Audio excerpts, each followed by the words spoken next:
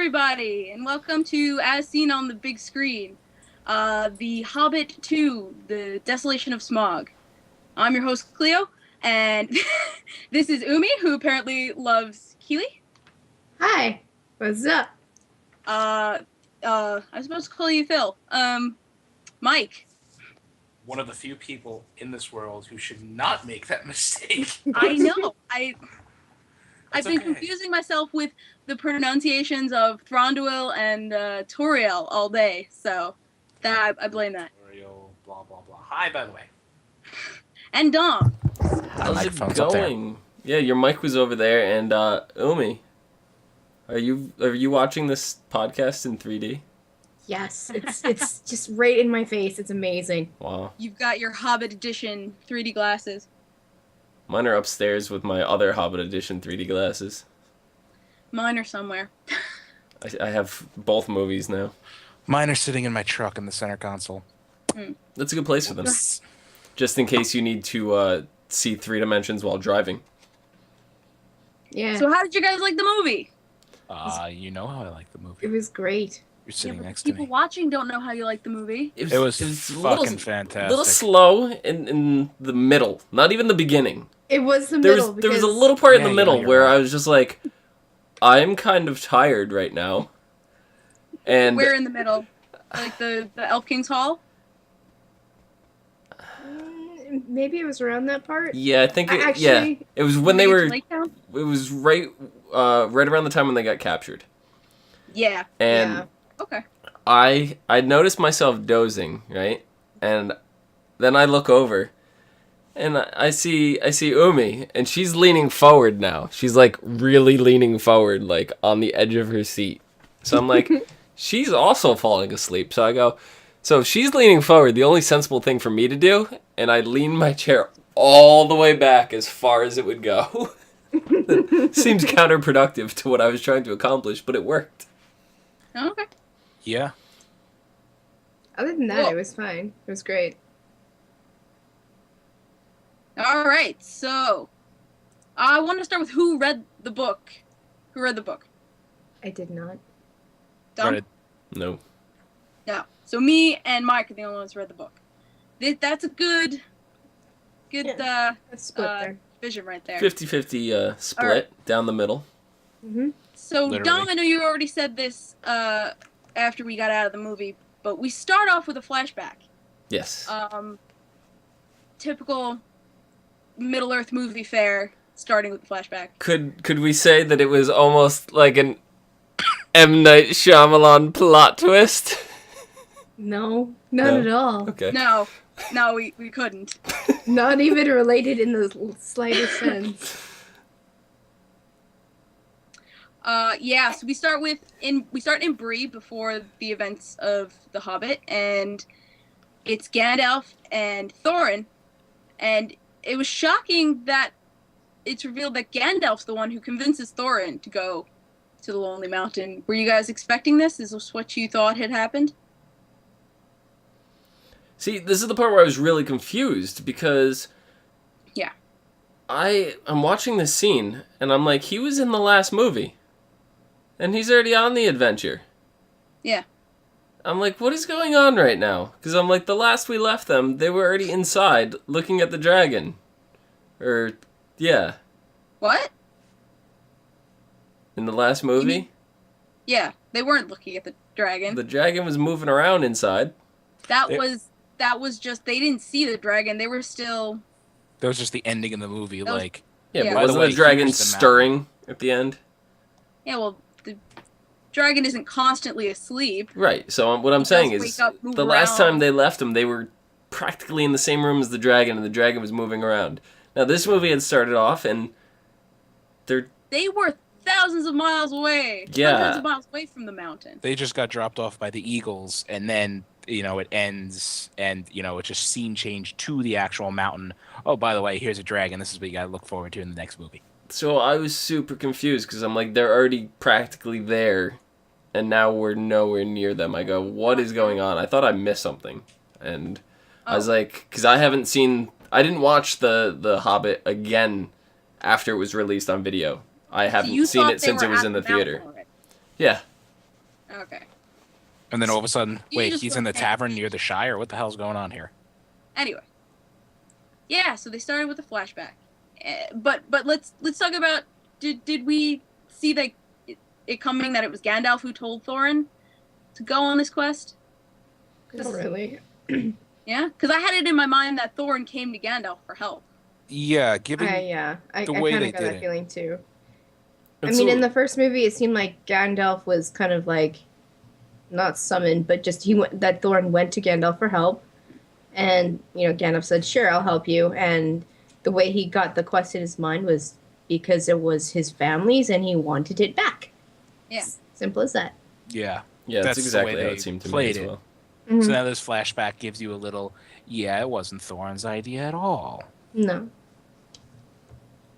Even though Thorin now has a price on his head.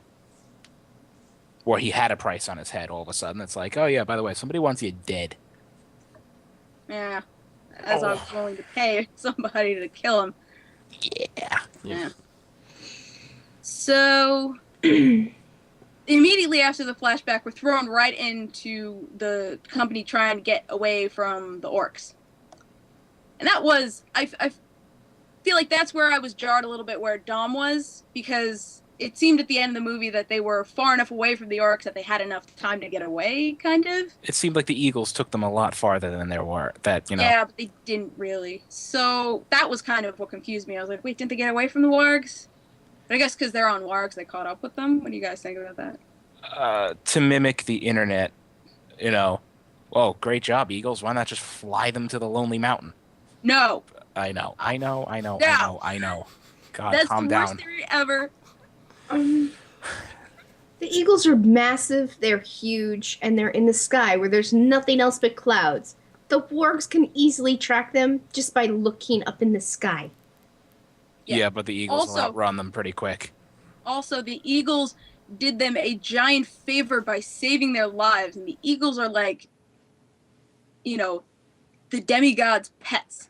If they do you a favor, it's a big deal. They're not gonna fly you all. They're not gonna do your quest for you. See, now this is where I was still confused in the movie, because I was not sure if we were still having a flashback that was intermittently woven into the story that we've already seen. So I was unaware if this was taking place during the previous movie or now in the current movie. I was still really confused on whether this was a flashback or not. Yeah, I mean, I wasn't confused at that part, but I think Dom just wasn't paying attention. I was 100% paying attention. But it was not clear to me if this was going on at the same time as during the events of the other movie that we just didn't see this particular scene.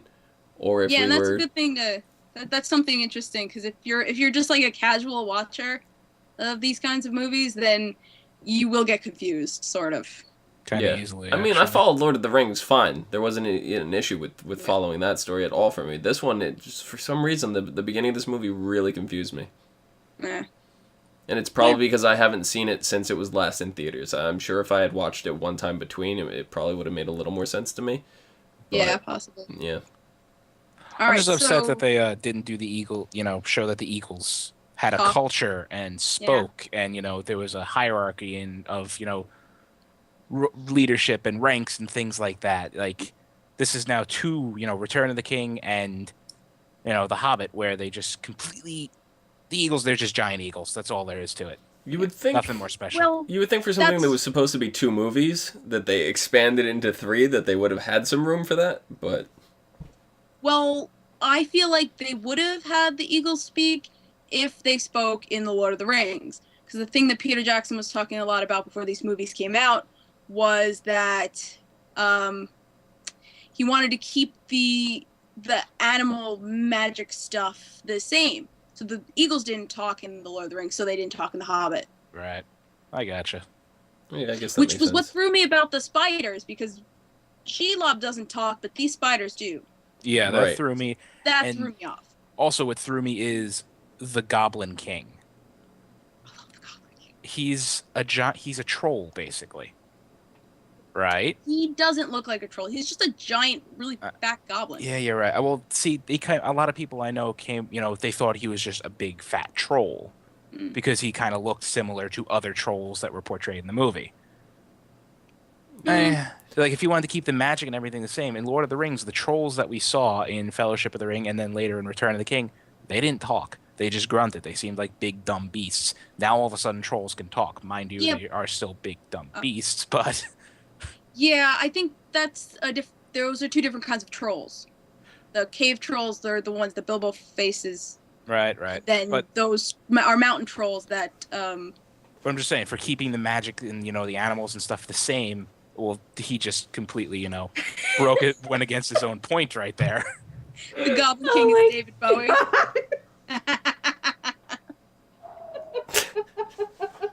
Nice one, Sev. I almost let that one slip. Oh God. See, I thought the spiders at first, I thought that was a side effect of wearing the ring almost. But then when he took the ring off and he was still able to hear them communicate, I was like, yeah, that threw my theory out the window. Actually seemed pretty cool at first because I thought the same thing. Yeah. He puts the ring on and all of a sudden he can understand the spiders. I'm like, oh, he slips into the shadows and he can understand dark and evil beasts now. That's a nice little thing right there. Oh, nope, apparently not. No. Maybe it's a lingering effect. I mean, it is possible that because Frodo, when he was putting the ring on, he was really connected to Sauron, so that the ring couldn't do these crazy little magical side effects because the ring is really trying to get home. But at this point, it's not really. I mean, it's it still is. It still is, but it's not really completely focused on that. It's not putting as much effort into it as it should be. Exactly. So, well, you know what? As they put it in Fellowship of the Ring, as Gandalf puts it, the ring has heard its master's call. Yeah. He hasn't called to it yet. He's not exactly in any state to try to reclaim it yet. He hasn't, but we're gonna talk about that once we get to Mirkwood. First, I want to talk about Beorn. Beorn's a lot different than I imagined him in the book. Yeah. Not in terms of him being a bear man, that is very obvious, but the fact that I'm gonna call them skinwalkers. That's not it. Skin changers. Skin changers, yes. Skin changers. That skin changers are a different species. I thought that he was just a man who had power. That's the way they made it seem in the book, that he was just an ordinary man who had the power of, shapeshifting. Sort of like... Warm up bear. Yeah, exactly. They made him seem like some kind of sorcerer almost. Yeah, in the movie, the lore behind it was that there was a whole colony of them. There was a whole, breed of these people, and they were all wiped out, and he was the last of their kind. Mm-hmm. Yeah. Which is that was interesting. Not sure I was 100% in love with him, but I loved that he was actually in the movie. Well, he plays a pretty critical role in the end of The Hobbit. Not so much critical, but in the third movie, you'll probably see a lot. I'm not spoiling shit. Just let me finish. No, spoilers are for the next episode of this. Would you shut the fuck? I'm not spoiling anything. God. Never mind. Next point. He's important, basically. So is what I was going to say. I'm saying you're going to see more of him in the next movie, and that's all I was going to say. Probably. Yeah. I don't know. It seemed like you were going into more detail there. I wasn't going into more detail. I know better after you bitched at me for 2 weeks now. So. Fight. Beorn. I was doing speech to text in when I was doing these notes, and so when I was saying Beorn, it came out Bjorn. Bjorn. It's not delivery. It's Bjorno. So I'm giggling at my notes. Yeah. So. Touche chat. He doesn't like dwarves, but he hates orcs more. Mm-hmm. And, they had this weird moment where it seemed like he was gonna crush the little mouse. But it's like I thought he was gonna squeeze the crap out of that thing. I was waiting for its eyes to bug out. Yeah, and that's it, because you guys haven't read the book, but having read the books, I know that he's really gentle and nature, loves the animals. He's a hippie. So I knew he wasn't gonna do it, and I was like, why would you? That doesn't make sense. Why? Yeah, I'm sitting when he's picking the mouse up. I'm like, what do they do? Wait, what's he gonna? He's gonna what?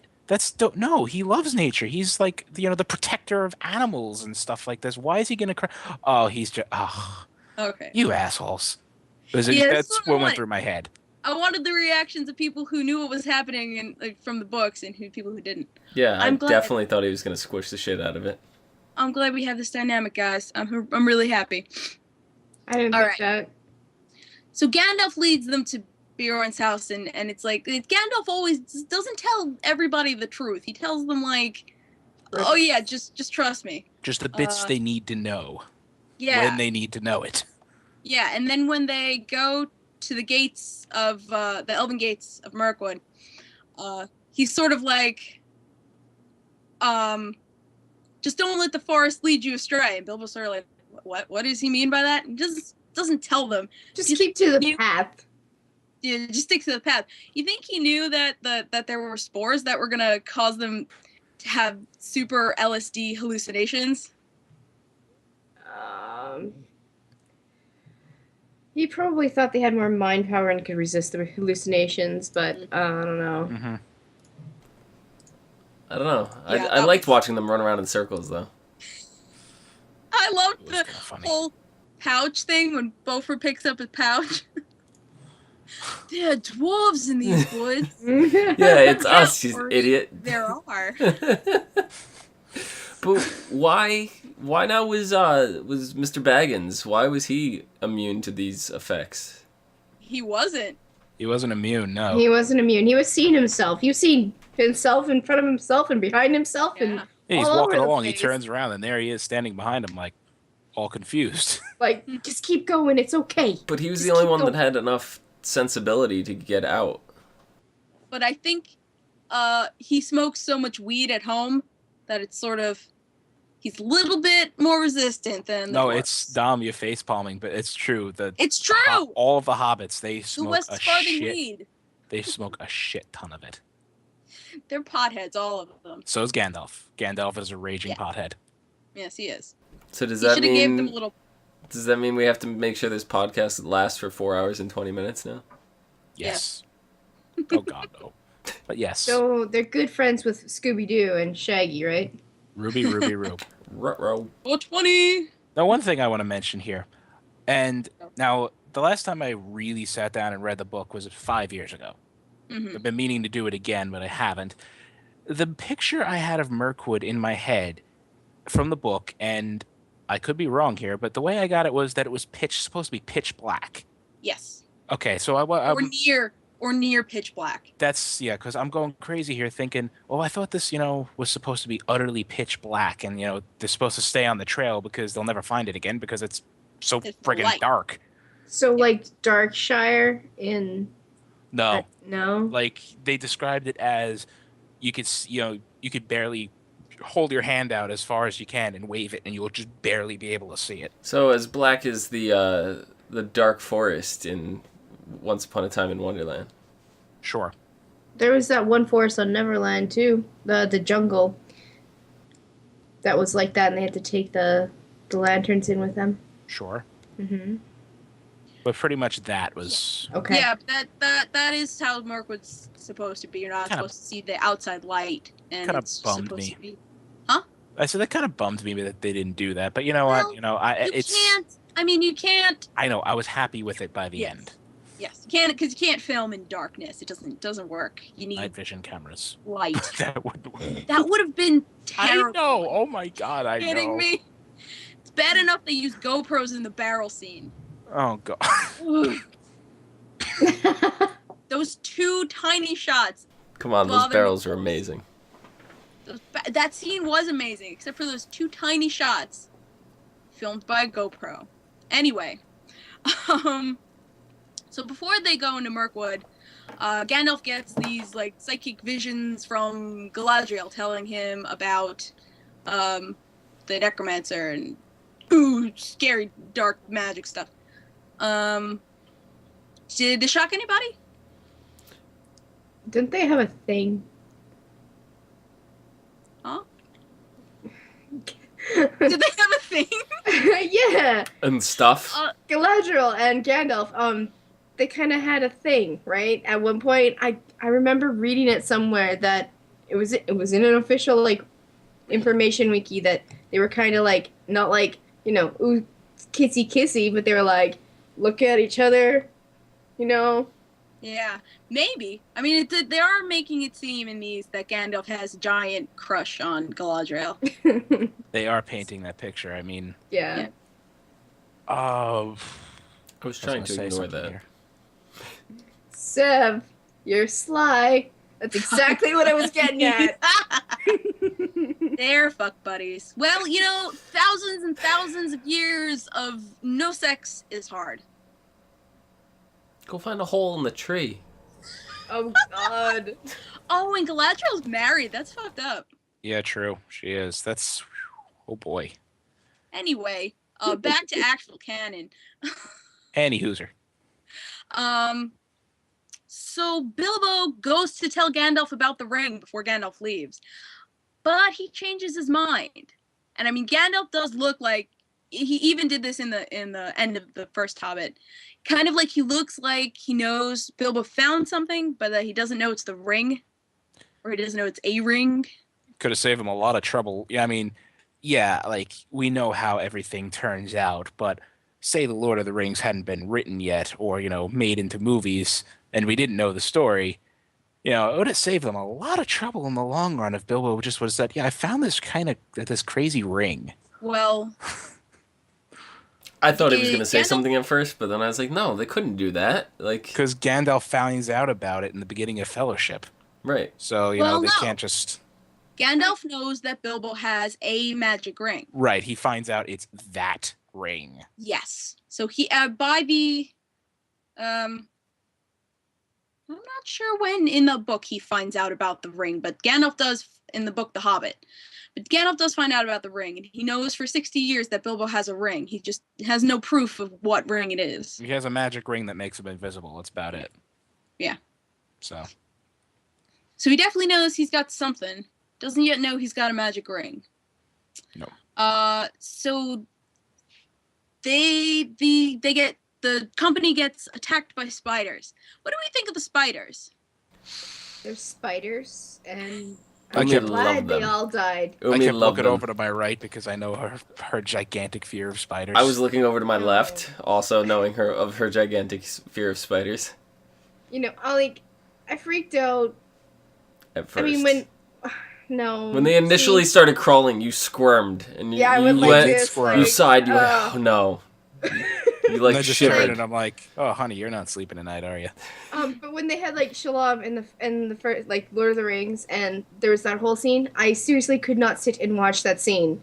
I had to get up and walk away and try and rewatch it. Get up, walk away, try and rewatch it. Now I can sit and I can watch it and go, ugh, stupid spiders. Yeah.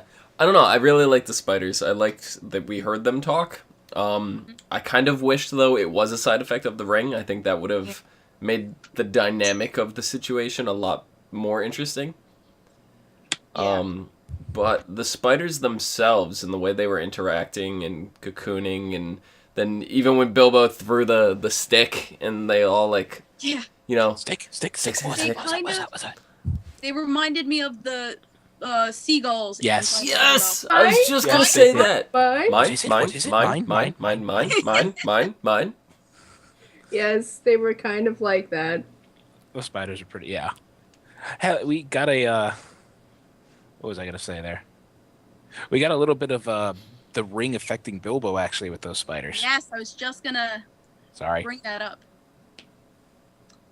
Because in the books, we never see Bilbo be negatively affected by the ring. And that's because Tolkien wrote The Hobbit without knowing he was going to write The Lord of the Rings. Right. He wrote this. When he wrote this, it was just a magic ring. Yes. Was really all there was to it. Mm-hmm. I mean, he probably had an inkling in the back of his head, probably like, "Oh, I can make a lot more out of this," but that's for later. Yeah. But And how it's explained away in the book is that the ring didn't exhibit any negative things towards Bilbo because Sauron was dormant-ish and the ring wasn't really connected with Sauron yet. Right. yeah, the ring had the mind of its own or whatever, but it just had no reason. Which you kind of Yeah. see a little bit of in this as well, but But he's still affected by Yeah. it, and I'm very surprised that it came about so quickly.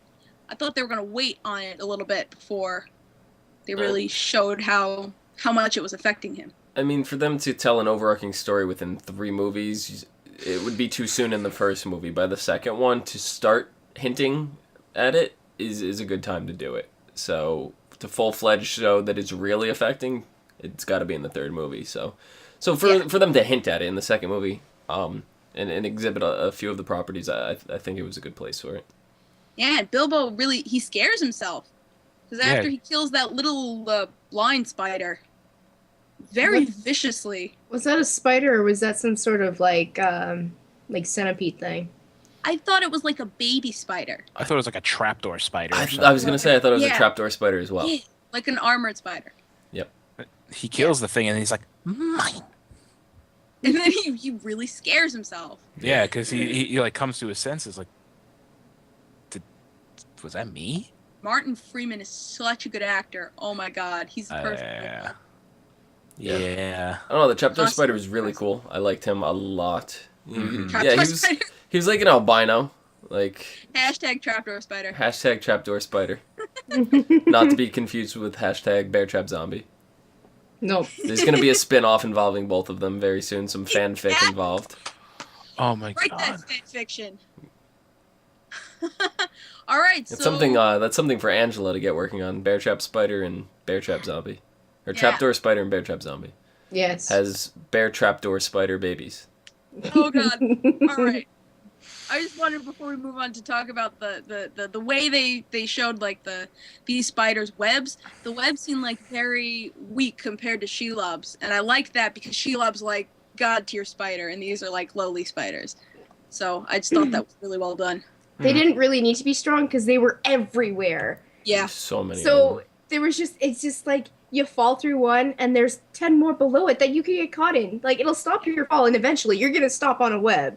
Yeah. So, I mean, it was very reminiscent. You guys ever see those pictures of like, I don't know where they are, England, they're somewhere overseas, like out that way, where there's like a spider web and it just takes up like an entire forest. Oh god. Like yeah, because they build like giant colonies with their webs. Yeah, so you would see like a picture on the side of the road and there's like 12 trees and 30 bushes that are just covered in spider webs. Exactly. And it was very, very reminiscent of that. And maybe that's where they got the inspiration from it. But it instantly, as soon as I saw that forest, it reminded me of that. And I was like, it was a picture from Southeast Asia. After like a typhoon or a flood, they said all the spiders took to the trees to escape the rising water. It was in Australia. Yeah, and there was a flood, and all the spiders invaded ranch and farmland. But apparently it was a good thing because all those spiders in the trees trapped and killed off the mosquitoes they were expecting to spread malaria. Nice. Wow. So it was kind of a bonus. All right. So Dwarven Company is faced with the spiders, and then in come the elves. Yay! What'd you think of Legolas's entrance? He was the first one on the scene. He's such a dick.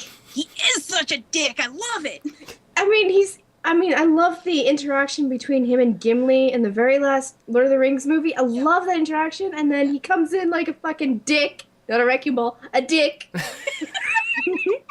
I just want to slap him. I think that's great though, because it shows you something really, big is coming. Yeah. Big changes. Shows, how they change his mind. Yeah, he's a younger elf. He's not a young elf by 60 years younger. Yeah, I know. In the scheme of things, that's nothing. But yeah, so it shows. Like I like it because it does set up for he's a typical elf. Like he has a negative view of dwarves. Yep. Yeah. He doesn't hate them per se, but definitely not. He doesn't love them by any stretch. So it sets it up for he's going to gain respect. My first impression was he hated them.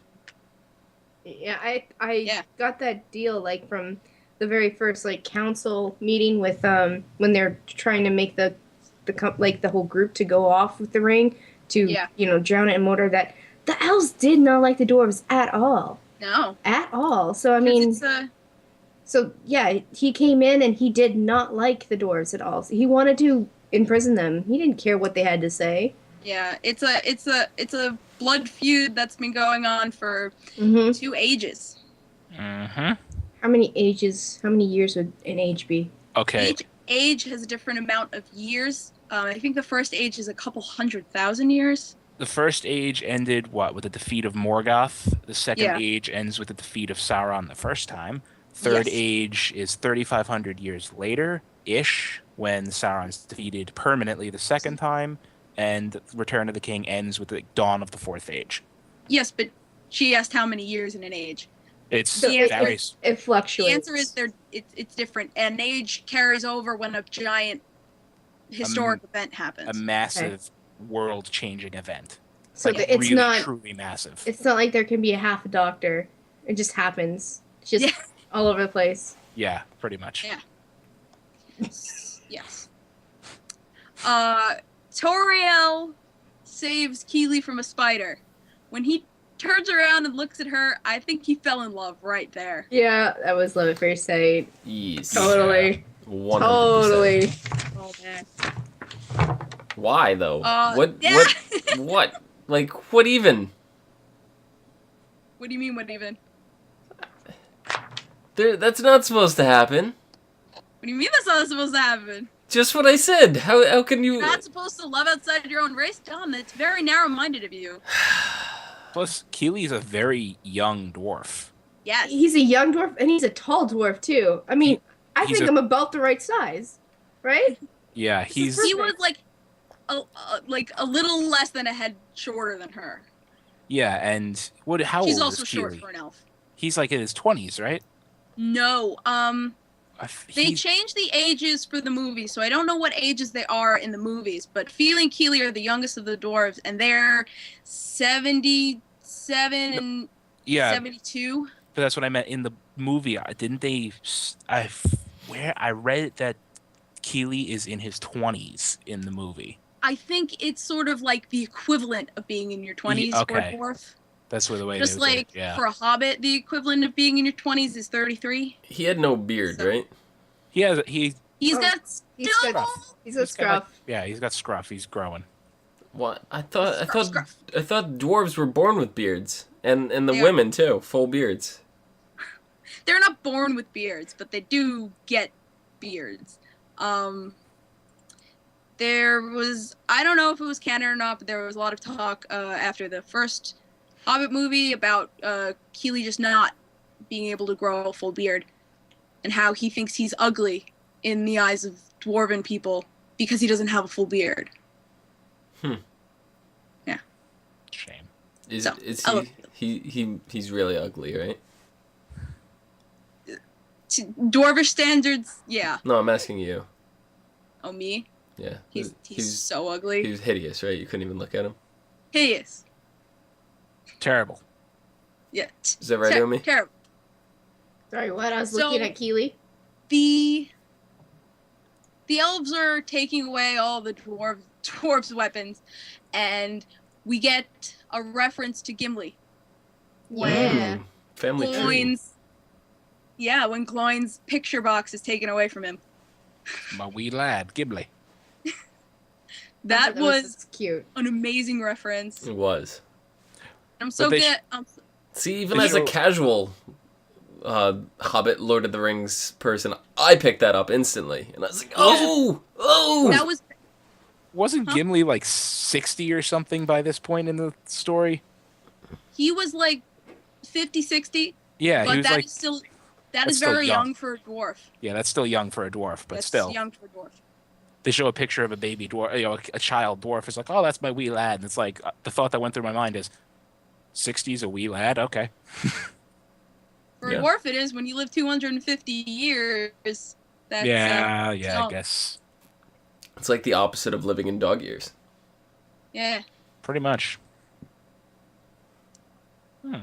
Yeah, so that's one of many Lord of the Rings references in this movie. Let's see what I wrote down. In Bree, in the beginning of this movie, Peter Jackson walks out of a building with a giant bright orange carrot. He did that in the beginning of Fellowship. Takes a crunch out of it. Yeah, it Really? takes a crunch out of it. I didn't even They catch refer to that. kingsfoil as a weed. They did that in Fellowship. Yeah, I giggled about that. It's like, Kingsfoil, oh, it's a weed. it's a weed. We feed it. And- The kid's like, it's okay. a weed. We feed it to pigs. when the orcs are tracking the dwarves, they sniff around and it's like, oh, I smell something other than dwarf blood. And I was like, say man flesh, say man flesh. And he says man flesh. I'm like, yes. Man They did that in Two Towers. What do you smell? Man flesh.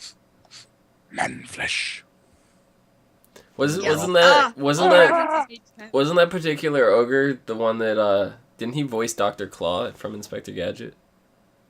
I have no There was idea. one. No, this is a real thing. One of the Yeah. the orcs or ogres, or I think it was an orc from Lord of the Rings, was Dr. Claw from Inspector Gadget, the cartoon. Yeah, that's got to be him because it sounds like him. Yeah. The one that goes man flesh. Yeah, it was legit him. Wow. Not bad. Awesome. The cross. Oh, and there was one more reference. When Uh-oh. Oh, not good. fighting It's just- Smaug, Thorin calls Smaug a witless worm, which is what Gandalf calls. Oh no! Are we okay? Hello? You're back. You're back. We're fine. Can you hear me, guys? I'm We back. got ya. Okay. What did you hear? Any of what I just said? Something Yeah. about Smaug. Smaug and Smaug's a witless worm. Okay. yes. And Yeah. that's what Gandalf Thorin calls him a calls- witless worm, and that's what Gandalf calls Worm Tongue in Two Towers. So there are a bunch of Lord of the Rings references, and I was very happy about that. The little Mhm. gems that you have to pay attention to catch. Yep. That's why I'm very, very happy with this series, because I love movies that on the surface they're good enough anybody can watch them, anybody can understand what's going on, but then you have the hardcore fans who you're slipping in these little thing for the diehards where only they are going to pick it up, they're going to notice it, and they're going to appreciate it that much more. So Yes. Yeah. That'd be me. Dang. So the dwarves get taken. Oh, and I can't leave without mentioning Kili and his 4,000 knives. They just kept taking out knives from his coat. He's like, And "Yep, right we're all before done," they and throw then him in the cell, Yeah. they throw him in the cell, they take his last one away, and he's just like, "Oh, come on!" they already took like 12 off of them. And they take another. It's great. It's He's so funny. He's prepared. He Yeah. is. He is. So I they don't even come- want to they know get where he taken- was hiding all of them. He's probably got more. In his layers. He's wearing layers. Laxatives. So they get taken to the Elf King's Hall, Thranduil's Hall, and what do we think about this architecture? Like, this is very different from the High Elves of Lorien and Rivendell. What do we think about the Wood Elves? How they look? Makes sense. They're wood elves, so most of their architecture seems to be repurposed trees. Mm-hmm.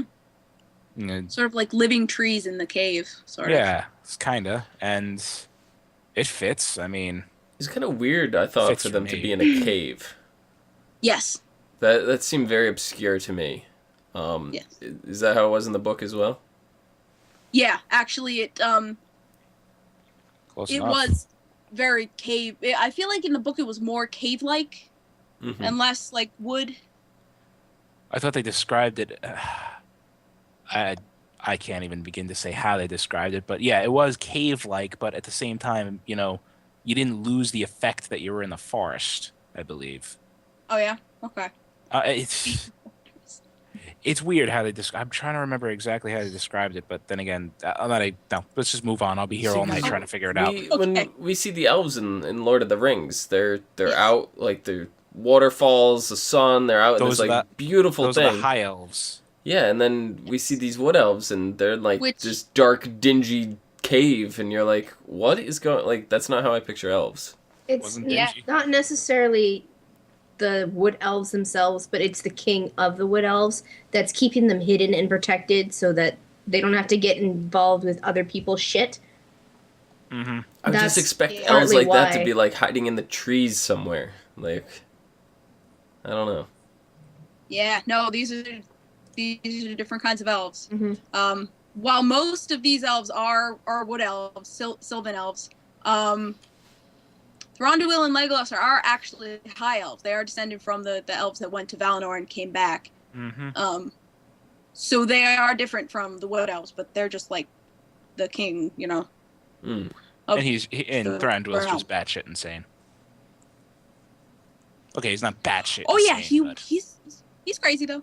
he's crazy. So He's legitimately how crazy. how sassy is Thranduil? I love your notes here. On a scale of 1 to sassy gay friend, what do we think of the I king? forgot I wrote that. What do we think of the king to king face-off? Yeah. I don't want to say Oh anything. yeah. I Can I, they can are I both just go with kings, sassy and gay George friend? does go to- just love how he got like down and Oh my god. The funny, like, there are tons of drawings on Tumblr of, like, Thronduil's neck just, like, curving up off his body because of how he's just going like this. Is Kegel still around? Kills me. it was, yeah, he was very sassy. Yeah. But when Thronduil was offering to help Thorin, and he was like, all I want are these 3, or these couple of small gems. This is all I want.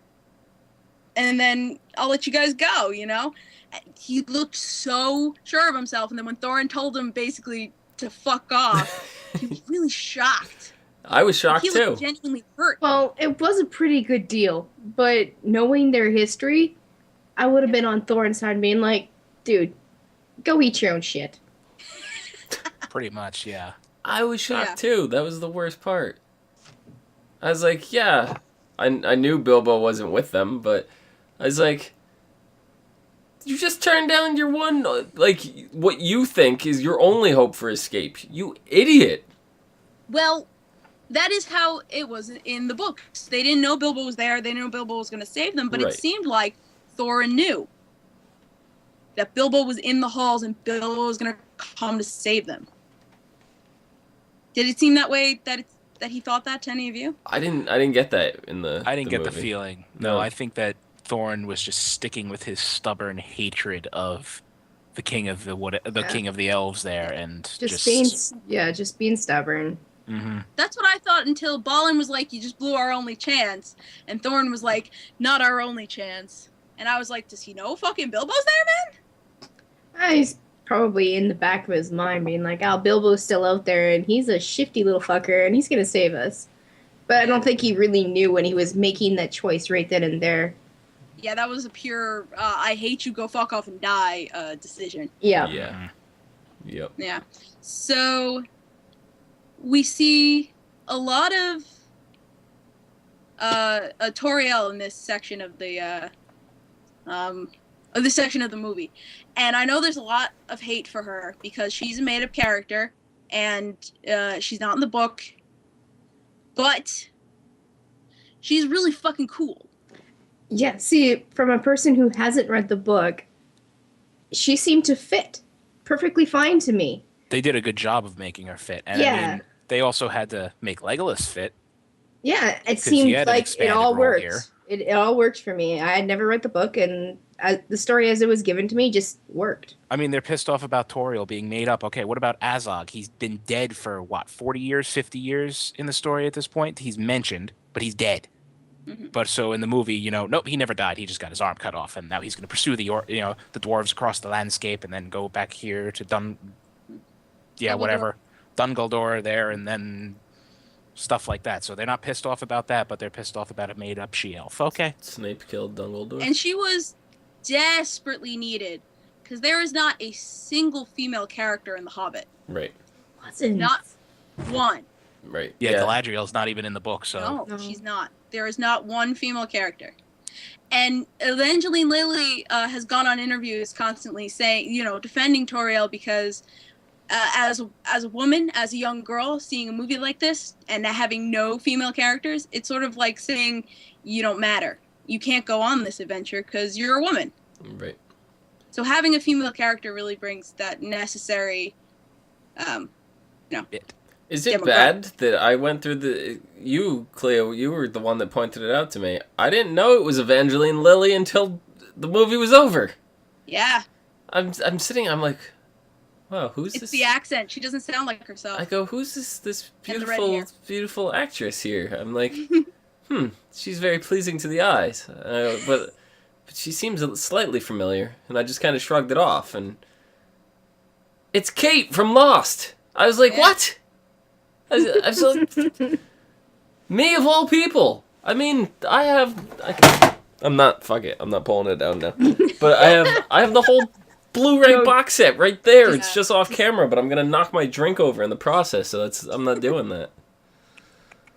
Yeah. So, Tauriel gets involved in a love triangle. What do you think her actual feelings are about Legolas, about Kili?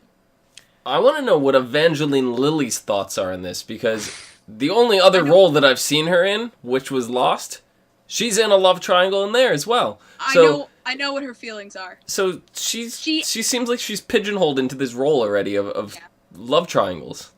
She asked Peter Jackson when she got hired to not put her in a love triangle. And they put her in a love triangle. Perfect.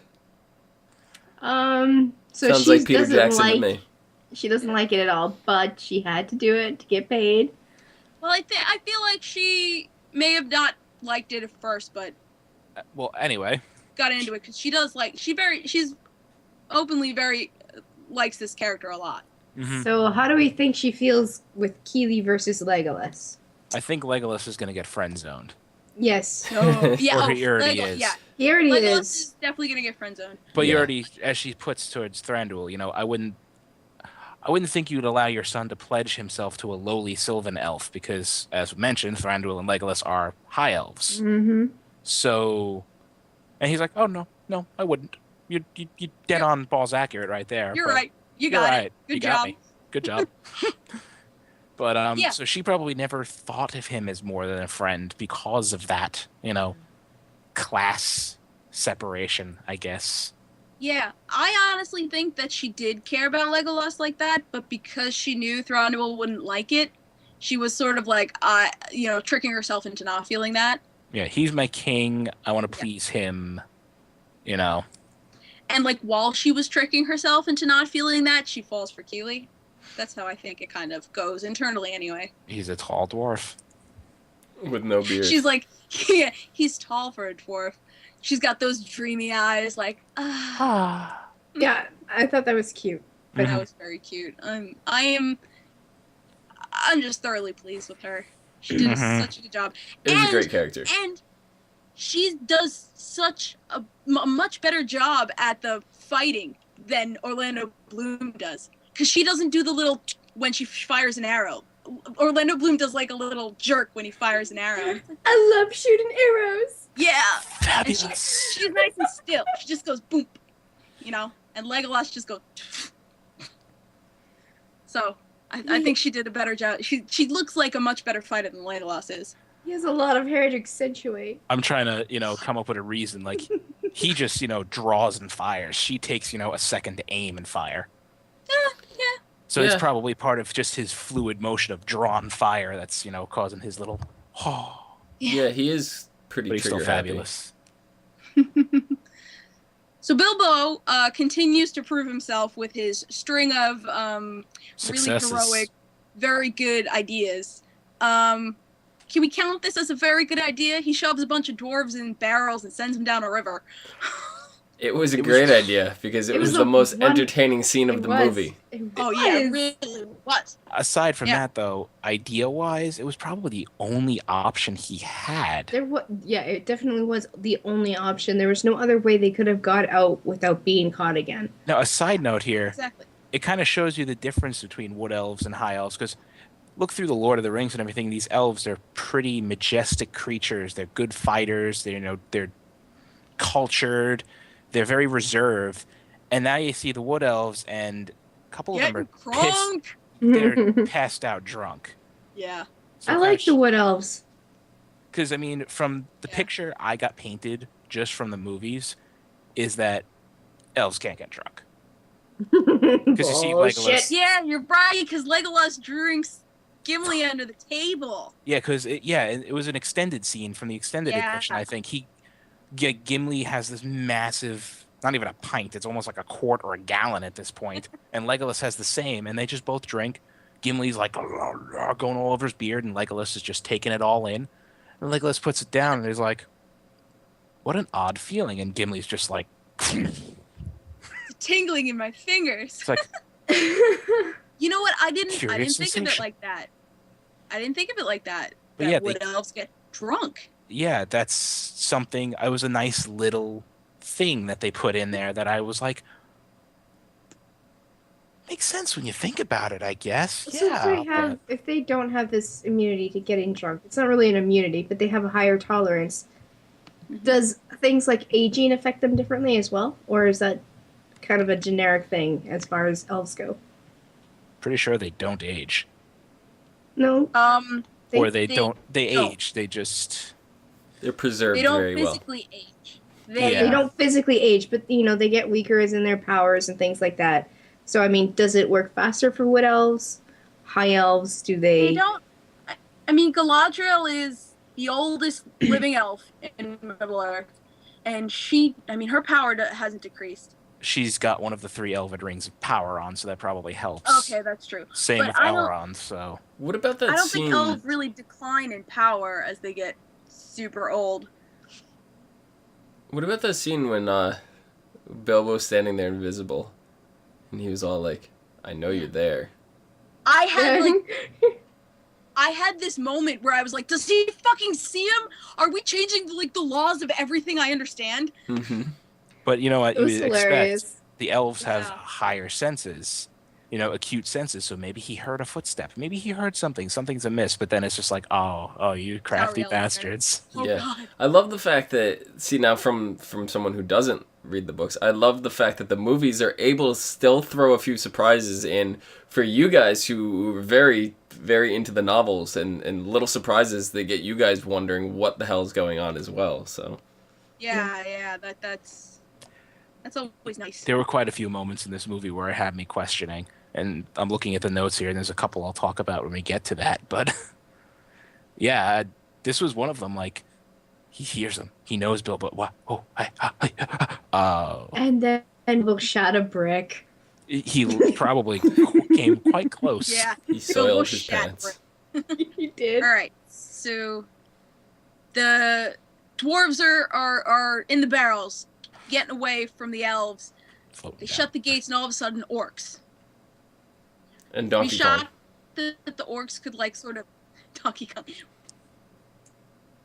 We shot that the orcs could sort of get past the elven perimeter, because when the gates are sealed, did I lose you guys? You kind of did lag for a bit. I was waiting for it to catch up before I answered your question. You're caught up now. Did I lose you guys? No, you're here. You're here now. Okay, sorry. Because the gates are supposed to be. I'm good. Yeah. I'm here. You're here. Okay. Because the gates are supposed to be impassable once they're closed. So are Right. we shocked? Like how the orcs got onto the gate that went over the waterfall or whatever. Yeah. I don't know. They kind of just went up and over and climbed over, the area. I mean, it seems like the wood elves have a lot of area to cover. It doesn't seem like they can, guard it all. Yeah. Yeah. And I guess that does count as the outside of their halls. It did seem like an outer perimeter gate, not one of the main gates. Yeah. I can understand the main gates being impassable once they're closed, and I believe that, but this seemed like just a secondary thing, like a small Floodgate outpost. almost. Yeah, Mm-hmm. something odd like that. So the orcs getting past it, whatever. I didn't question it. Yeah. So Did they We mention it was impenetrable in the movie? No. This is only from the book. yeah, when the front gates are closed, there's no way to get in. Yeah, they did. The orcs did mention that once the gates were closed, that there was no way in, and then one of them said that I know another way. Okay. They said all the entrances, all of the entrances are guarded, and the one orc said not all of them. Oh, all Okay, right. there we go. Yeah, basically So, the same thing. pretty much. So what do we think about Kili getting injured? Was that I tension don't high? remember the Uruk-hai's name who killed Boromir, but He's just an orc, not an Uruk-hai. well, he had a specific name. I don't remember it. Oh, okay. But I got an instant flashback to the scene in Is Fellowship. he the one that gets caught? Is he the orc that gets caught? No, don't think so. Okay. This was the Azog, the Pale Orc. This was Oh. Bolg. Borg, Lord. whatever his name was. Yeah, Borg. We are Borg. Blurk. Yeah, whatever his Bob name. backwards. Bolg. That was it. This was Bolg Bolg. with the with the bow, and I instantly got a flashback to Fellowship of the Ring with. Oh, Lurtz. Yeah, there we go. Him. Lurtz. Yeah. Lurtz. I got an instant flashback to him drawing the bow and Yeah. just planting one right in Boromir, and I'm thinking, no, you're not. No, you're not. I know you're changing things. You're not killing one of the. You are not killing one of the dwarves now. Not now. Don't do it. Do not kill ever. one. I do not want. You're Kili. right. I do not want Kili to die. I like him too much, and then it just gets an arrow through the leg. I'm like, I'm happier with this outcome. Yeah, I didn't want Kili to die either. He's my favorite. I like. Because Kili. at the end of this movie, Legolas fights Bolg. Legolas fights Bolg. Blarg. And it's a very Aragorn fights Lurtz battle. Mhm. Very similar. Yeah. That's cool. So, but yeah, that's the instant feeling I got, and I was like, it was just nightmare. Like, you're killing a character. You're killing a character. Don't do it. You're not gonna do it. Just don't do it. Yeah. Okay, I mean, we pulled an This is Achilles tendon here. This is Peter Jackson, not Joss Whedon. True. This is very true. If this was being directed by Joss Whedon, they would I think even Bilbo would be dead by now. I don't know. I guess I like it seems to Kili. be not killing people off in Avengers. That Yeah, I like Kili, I guess, the most because he seems like the most lighthearted of all the dwarves. He does. He smiles the most. besides Beaufort. True, besides Next to Beaufort. Beaufort, they're the big jokesters. Yeah, but he always is smiles. He's always got a grin. Is Beaufort the redheaded one that's tubby and has That's like Bauer. has the That's long? Okay. They all Beaufort's have- with the hat. Mm-hmm. Beaufort's Oh. the hat. Okay. Well, okay. I got it now. I know who you're talking about. Bomber Berserker Barrel Barrage. Berserker Yes. Barrel Barrage. How awesome was that scene? That was like the best Amazing. scene in the movie. The It entire was theater of 100%. 20 people everybody was laughing their asses off. Mhm. I think everyone lost it when Bomber just like bounced back and forth in the barrel, just knocking down orcs. And then It as did soon as The barrel went up on the shore, it was rolling around, it was bouncing from one side of the lake to the other side, one and then river, all of a sudden it just whatever. lands and his arms just The out. thing with weapons. is, And then he I don't starts think twirling. I don't think the barrel itself could bounce that much. It was the dwarf inside that made it so fucking bouncy. Yeah. But yeah, then his arms and legs Yeah, are sticking out, and he starts twirling around, and then he ends up back in the river. I'm like, Back in the what? barrel. And then all of The a way sudden, he jumped back into a barrel, it was great. I'm amazed the thing didn't sink. then you had that. I'm terrible with names. You guys know this from TV shows, so don't even try to have me remember them Which from one? movies. And then you have the elf jump in, and he's using all the dwarves' heads as Legolas. stepping stones. That was Legolas. Legolas jumps on all the dwarves' heads. Yeah, Legoland, whatever. Using them as, yeah. I'll take it. How we've seen him in Two Towers, we see him surf an orc shield down a staircase while firing off arrows. So, you know what? He's a show off. He is. That's what it He is. really is. He's He does like these ballerina moves on the dwarves' heads. It's like I was waiting. Okay. I was waiting Get for a shark to jump up in this river so that he could literally jump the shark. I would have loved that. That would have been Oh funny. my god. So the dwarves get away down the river, and Tauriel and Legolas capture one of the orcs and take them back to Thranduil to question them. And he mentions a lot of stuff, and some of it being his master, who we know is Sauron, and the oncoming war. Thranduil knows exactly what the orc is talking about. Why do you think he's so uncaring about the rest of the world? He just seems to want to put that as far away from him and his son as possible. He's got a good thing going. He's protected. And he's already mentioned a couple times. What does he care about the outside world? Yeah, I Like- mean they're very protected where they are. They don't have threats coming in and knocking on the doors. This is the first time anything like this has happened. So and it's because they had outsiders come in first and foremost. So he definitely recognizes that fact that it's the outsiders that they brought in that caused this. So as long as they're protecting themselves, they don't really have a reason to deal with the outside world, and to involve them in their politics is only going to draw more attention to stuff like this coming into their front door again. So they just want to stay distant, keep their good thing going for them, just as one of you guys just said. And if it's working, what's fixed? What's broke? How does the saying go? If it's not broke, don't fix it. Yeah. So yeah. But It's interesting because Thranduil is very old. He's been around since the First Age, and he's seen, the old battles. He's seen just as much shit as, Elrond and Galadriel have. Yeah, I think but he's a different guy, and things like that affect people differently. So, I mean, he might be the person that's like, I'm going to go hide over here and never come out. Yeah. I don't remember this way back when the elves when the rings were made. Yes. I'm talking way before, the 1 ring and the 9 and the 7. Yep. When the 3 rings were made. Yes. How was it decided who got them? Okay. Oh, well, it was Galadriel. I know it was her just because, she was like she's practically the queen. Galadriel, Gil-galad, and some other bloke. Gil-galad, that was it. Died a long time ago, and I don't remember who he is, Right. and I don't remember where his ring is. But I was just thinking, maybe Thranduil feels shafted, kind of, yeah, because Elrond is he's the High Elf Lord of Rivendell. He's got a ring. Galadriel, she's a High Elf, basically the queen of Lothlorien Forest. Yeah. And then here's the 3rd ring of power. You're the king of Mirkwood, except it's on Gandalf's finger. Yes, I was just gonna say I'm a liar. I know where that ring is. It's on Gandalf. Yeah, he has the ring of fire on his finger. So yeah. Maybe he feels shifted. But I don't think that fact is widely known that Gandalf has that last ring.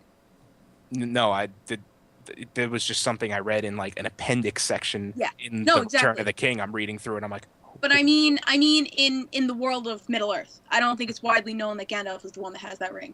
No. I think Gandalf would be sought out for. I mean, people would be looking for him if they knew that. One of the reasons I'm pretty sure and it's no one knows. Mm-hmm. But yeah, and I'm not sure how it is in the Hobbit. But in the book. But it seems like the gems that Thranduil asks for from Thorin are the Silmarils, and I don't know if you guys know. Yeah, it kind of gave me the same. That's what I thought, but my thought is, why would he give them away in the first place? Desperation. I don't know, and that's what makes me think it's not the Silmarils. Because that would just be absolutely fucking ridiculous. What are these Silmarils? Yes, explain. So the Silmarils were made in the First Age by one of the High Elves who went to the Greylands, who lived in the Greylands, and the gems are made from the light of a tree that lit the world before there was the moon and the sun. That's what the Silmarils are, and they're really precious and powerful, and that was what the first big war was all over. Mm-hmm. Was the Silmarils. Yeah, and being such a valuable object, if Thranduil actually gave some of them away, why? I don't know. What did he would have given them to Thrain? Thrain's the right one. He would have given them to Thror. Thror. Sorry, I'm getting Thrain and Thror mixed up. He would have given them. I mean, was he hoping wrong. Could be totally wrong about being the Silmarils. But the only reason I thought of that was because he said they were made out of starlight. Yeah, that's what gave it. Only reason I thought of it. But when he's like, if he gives them to Thror, what is he expecting? Thror to be like, wow, one of your most precious gifts. Here's the Arkenstone, all yours. You know what? I have no idea. I feel like that's going to be important in the next movie. But let's go. So Tauriel disobeys and leaves while they're questioning the orc. And what do we think her reason is for doing this? Because it could be a couple of things. Well, the orc did mention that Kili was shot with a Morgul-tipped arrow. Nightshade. No. It's not a nightshade. It's not nightshades. It's a Morgul blade, like Frodo gets stabbed with by the Yeah. Ringwraith. Yes. So she's probably worried about him and wanted to help him, heal him. Because you saw earlier, in earlier scenes, that they kind of were connecting a little bit. So she kind of wanted to save him. They had a thing. Yeah, and I think that's her reason in the back of her head. But there's another reason that I'm pretty sure is the main reason that drives her running out, and it's that these orcs are threatening the outside world. There is that, yes. And she really loves the outside world. And this is something that isn't mentioned in the movie.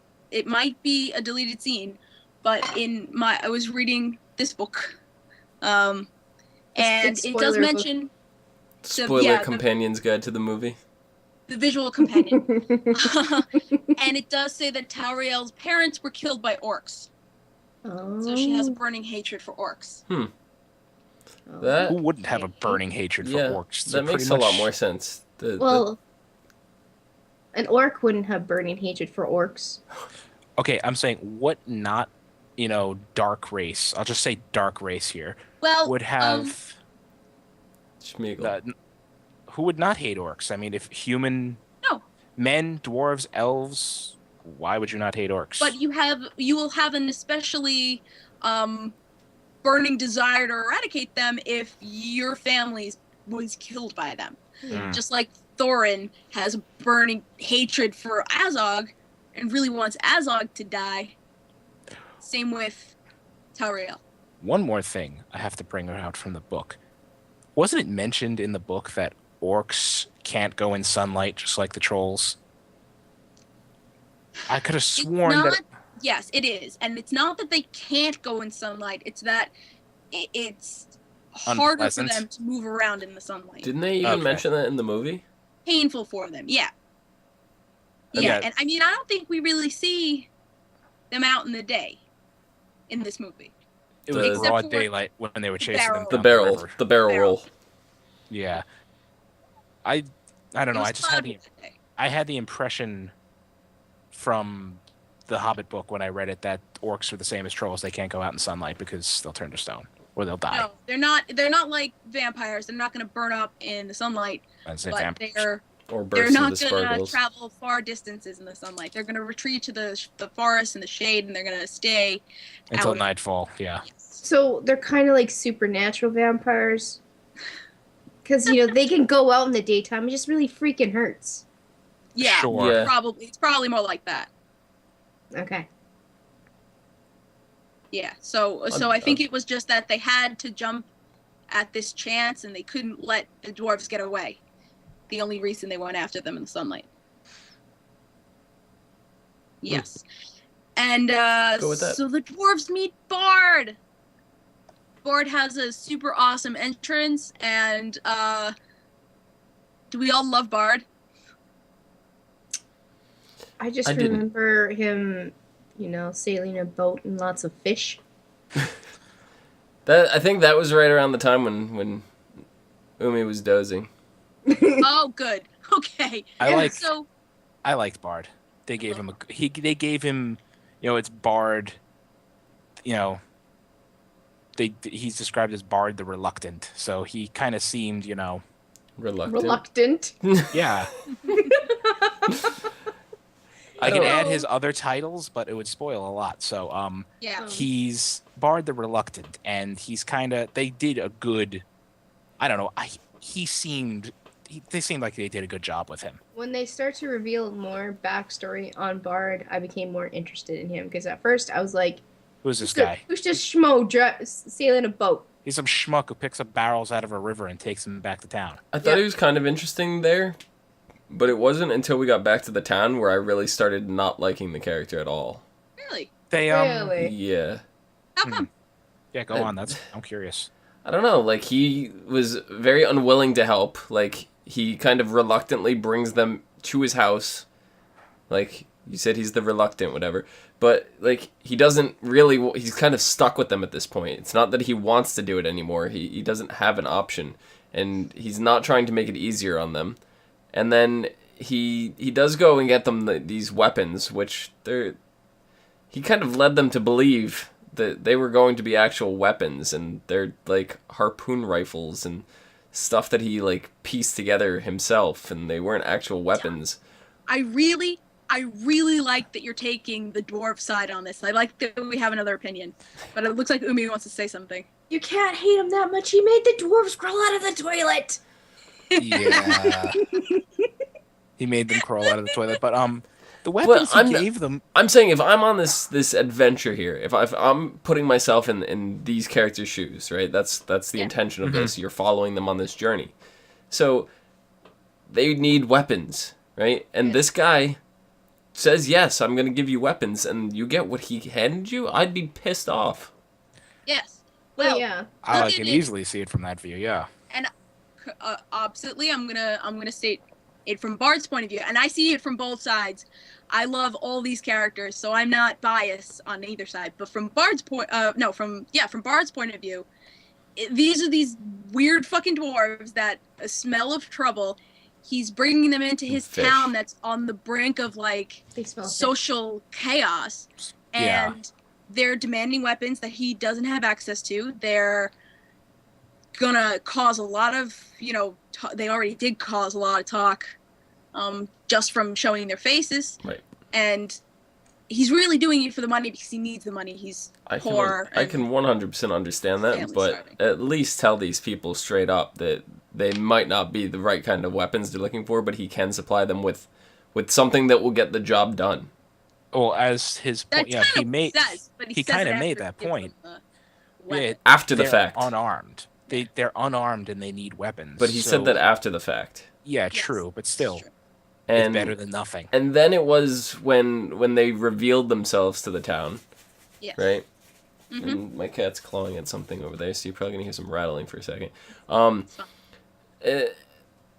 He's like the only one that's standing up against them. Yeah. Well, and that is a very, very awesome scene, because we see Thorin, who's getting very political here, because this is a bureaucratic town. This is a very political town. It's not run by a king or a lord. It's run by a master, so he's kind of like a lord. But he runs it very politically. And Thorin is up there on the pulpit manipulating these people into thinking that, oh yeah, your lives will be fine once I wake this giant dragon up. And Bard is the only one who says, you know what, none of you understand what's going to happen when this dragon wakes up. Like, if it's not worth the gold. Right. If, I think Bard would have a different opinion if they could get into the Lonely Mountain, so the Misty Mountains, if they can get into the Lonely Mountain and slay the dragon without waking it up, I don't think Bard would really care one way or the other, because it would be a benefit for the town, Thorin promised, it would become a beacon, trade would start flowing, the riches of the dwarves would start flowing out, and it would become a bustling hub like it used to be. Yeah. The thing is, Bard doesn't, with his history, he doesn't have to believe their story, even if it's going to happen the way it was going to happen. They're going to get in there and slay the dragon before he wakes up. Bard probably wouldn't believe that fact because of the past. Yeah, and he'd be just as reluctant as he was. And Bard understands there's very few things that can bring down a dragon in flight, let alone on the ground. And one of these things are like, the only thing that can bring down a dragon is a black arrow fired from a dwarven wind lance. Sure, that's the only thing they have available. There's other things that could slay dragons, but they're few and far between, and you need like heavy armor piercing. You need a fucking tank shell at this point. He's just like the negative Nancy of this adventure. Who, Bard? Yeah. You're right. He's the realist. Every reason. He is the realist. He's not the realist, he's a pessimist. No, you got to see it from his view. Because the realism of this situation is they're going into a mountain where there is a dragon, the last dragon in the entire world. And that's stronger than anything, than any army. A mean-ass dragon at that. And they're 13 dwarves and a hobbit. They do not have the armaments required to slay a dragon. Yeah, because he handed them shit. No, it doesn't matter. Even- Even when they get the weapons from the master and he gives them whatever they want, that's still not what's gonna slay Thorin's Yeah. awesome sword that he had, Orcrist. That's not even, a weapon suitable for dragon slaying. It'll help. Well, but... wait. It actually might have slayed a dragon. Okay. Either Orcrist or Glamdring has in its Glamdring. past slayed a dragon. I think Glamdring was it. Glamdring. Oh, well, yeah, whatever. Whatever. But anyway, it would help. But again, even that's not the most suitable thing to go up against a dragon with. So, like Chrissy just said, this is more powerful than any army. Or was that Omi who said that? No. One of you said that. Okay. Chrissy said, or Clio said that. Right. Yeah. So this is more powerful than any army. They're not an army. They're 13 dwarves and a hobbit. I mean, like, and they started out as 13 dwarves, a hobbit, and a wizard. But there's no wizard. Yeah, they would have had a and better it was chance. a wizard who never slayed a dragon in his life. So Yeah. He probably knows how. Theory. I think Gandalf theoretically knows how to slay a dragon, or he may have heard it in passing. He's probably read the stories, knows the stories, And he knows, the theory on how to do it, but theory is different than practice. Much different. Yes, and while Thorin is debating his case to the townspeople, we sort of see it's another moment where we see sort of Thorin's worsening dragon sickness, where it's sort of like clouding his maybe better judgment or clouding his sense of right and wrong. Yeah. Do you guys think that's portrayed well in the movie? How Thorin just is sort of on this downward spiral? Over the course of the whole thing, yes. So, is it because of the dragon that he's kind of losing his mind, or because he's getting so close to Lonely Mountain and the greed's just slowly taking over? He's becoming... It's sort of that. It's Yeah. the treasure is what it is. His birthright, his his people's treasure, and reclaiming his lost legacy, his lost honor, and all that stuff. It's So slowly. Is that what you mean by dragon sickness? Is treasure? Yeah. But we see Thror in the beginning of the first Hobbit movie. When he's in the throes of dragon sickness, he's in the middle of the room full of gold, just like, ooh, gold, and that's what the dragon sickness is. It clouds your mind and your judgment against. And this was Any after, it completely. And dwarves are pretty susceptible to that, especially the owners of the treasure. Yeah. So, this is portrayed pretty well. And to get back to the point of Bard, being the realist, realizes it's a fire drake. It's a fucking dragon. We live in a wooden town. Yeah. Doesn't matter if it's on a lake. Doesn't matter if we're on water. We can't easily escape, and this entire town, including the ground we're walking on, is made out of wood. It's a dragon. Wood. Fire plus wood. Not good. Yeah. That Sounds rhymed. You're like a rapper. Yeah, because that's part of the that prophecy in Lake Town, and it's actually in this book right here. If I can fucking find it. Should have had it taped up. Okay. The bell shall ring, gladness at the Mountain King's return, and all shall fail in sadness, and the lake shall shine and burn. Yeah. So It's not gonna end well. No, it won't. seriously, one good pass by the dragon flying over, breathing fire, and that town is irreparably it's destroyed. I mean, it'll take, it would be more efficient if he passed a few more times breathing fire, but one good streak up the middle and the whole town's just going to burn down, and it's done. So... All the water will evaporate. It's dragon fire. It's hot enough. Okay, so when the company is ready to embark, their last day of their journey, they're going to get to the hidden door. Thorin makes the executive decision of leaving Kili behind. Kili's really upset. So is everybody else. So is everybody else. Most of the dwarves and Bilbo don't speak up, but Oin is like, I'm going to stay behind with the wounded, and Fili is like, fuck you, uncle, I'm staying with my brother. And then Bomber is too drunk and he doesn't wake up. Not Bomber, Bofer is too drunk and he doesn't wake up and he misses the boat. Yeah, go on. Sorry. No, yeah. And so do we think that this is Thorin actually caring about his nephew, which he does actually care about his nephew, or do you think this is more that he saw how Kili fucked up in the armory, fell down the stairs, and he thinks that Keely's gonna put the mission at jeopardy? I think Thorin realizes that Kili is injured, more so than Keely's letting on, obviously. Obvious. That's obvious to everybody. But I think Thorin, this is the kind of like, as we're saying, the dragon sickness is taking over here. This, I think, is that turning point where it's the mission above all else. It's success. So he sees Kili as an obstacle, slowing him down because Keely's he just had a massive friggin' wound in his leg from an arrow. Mhm. So, yeah, as he puts it, Keely's going to only slow them down. And he, in his mind, it's like he has to be there at that specific time. And that's like tomorrow. No, Thorn doesn't know about the poison yet at this point, right? No, none of them do. nobody knows. Right. So, But, I don't know. I think it's a little from column A, a little from column B. Yeah. Yeah, it's a combination. It probably is a combination, but I mean, I think this, is okay. It's like the beginning of the turning point in Thorin's dragon sickness. Yeah. What happened? What would happen if it was like Bilbo that was injured? Would he leave Bilbo behind, or would he take Bilbo? They need the burglar. Yeah, but they were told by Gandalf that they needed Bilbo, so they'd probably be like, "Oh, oh my God, we're so screwed." Because I mean, Gandalf's whole plan, I believe, in the beginning was just have someone sneak in and steal the Arkenstone and sneak out. Without the dragon noticing.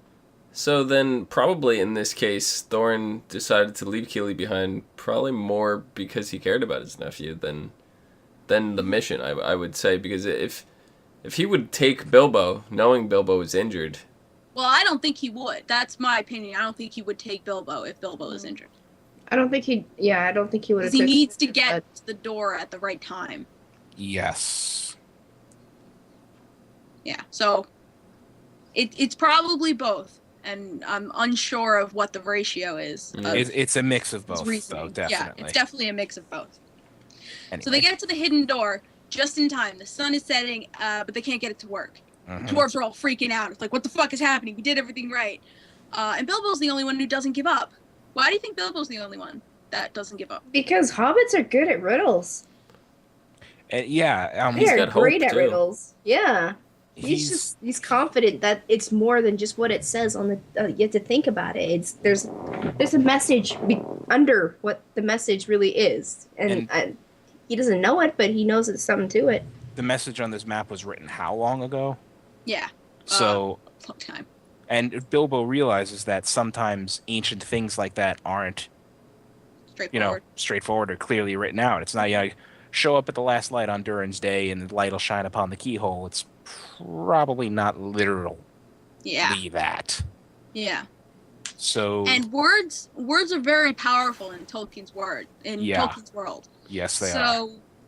So, and I feel like no, group of people really thinks outside the box in terms of words than hobbits. Well, thus why they're very good with riddles. Yes. It's it seems like a natural affinity. Yeah. So. And also, Bilbo's an outsider, so right. So him having been dragged on this journey to get at the end and not being able to finish is sort of just like, I didn't come all this way for nothing. Yeah, it's kind of like I just traveled clear across the world. Yeah. Nearly from one end of it to the other. And now all of a sudden, that's it. You guys are all giving up. Like, there's a way. There's still a way. But that's like a gigantic fuck you right in Bilbo's face almost. Yeah. Yeah. Like, you pretty much dragged me out of my house. Yeah. Yeah, more or less. Nearly. But, yeah. So Kili starts to really get sick. Yeah. Sick from the Morgul blade, and they take him to Bard. Bard is like, I've had enough of dwarves, get the fuck out of here. And they plead to him like he's really sick, bro. And Bard's like, I wanted to punch him in the face with a sword. He let them into his house. He didn't want to. Of course he didn't want to. The dwarves basically fucked him in the ass. He's dying. I know, and he lets him in because he's dying. He said, as soon as they said he's really sick, he's like, come on in. And there are very few times where Beaufort gets, like, serious, but he's like, he's really sick, and it's, you know, Beaufort's pretty adorable and convincing when he's genuine. Yeah. I don't know. I didn't like Bard. I really had it out for Bard. I like this different opinions. This is exciting. All right, so I better see Bard die in the next one. Ah, no! Clear across the world. Well, not clear across, but Gandalf and Radagast find the tombs of the Ringwraiths have been broken open from the inside. They deduce it's the Necromancer who's brought them back. So they go to Dol Guldur, and wait, what? Oh, do you think that Gandalf suspects that the Necromancer is actually Sauron before it's revealed? Oh yeah, little birdie told him. That bird. So for those who don't get it, in the first Hobbit, which Omi and I went to see together, we saw it in 3D. All of the crazy 3D effects, things popping out, great. Towards the end, when they're throwing the flaming pine cones, one comes out of the screen, and it seems to come right at our faces where we're sitting. I was like, oh, but she grabbed my arm and jumped like, ah! Now, that little birdie that, the Radagast birdie that decided to fly out of the screen or into the screen, however it flew, it made her, again, jump out of her fucking seat. It was one of those moments where, like, the music is all subtle, it's nice and quiet, like, it's building to something, like, it's the calm before the storm. Gandalf is creeping up on the rocks where it looks like there's a hole. And I turn to go, like, grab her shoulder and scare the crap out of her, only for the bird to beat me to it by, like, a half second. And she's, like, practically in Mike's lap. Like, she looks like she's ready to jump, like, into the next seat. She jumped a mile. And I'm sitting there like this. And then I turn back to watch the bird, and I'm like, damn it. It was too slow. Aw, drat.